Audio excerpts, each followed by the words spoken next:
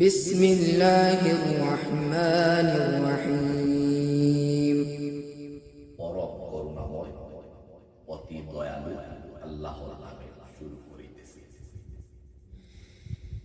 الله لا إله إلا هو لا يجمعنكم إلى يوم القيامة لا ريب فيه ومن أصدق من الله حديثا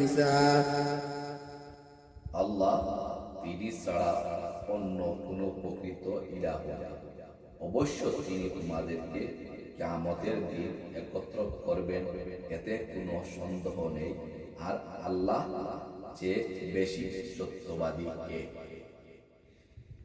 فما لكم في المنافقين فئتين والله أركسهم بما كسبوا أتريدون أن تهدوا من أضل الله ومن يضلل الله فلن تجد له سبيلا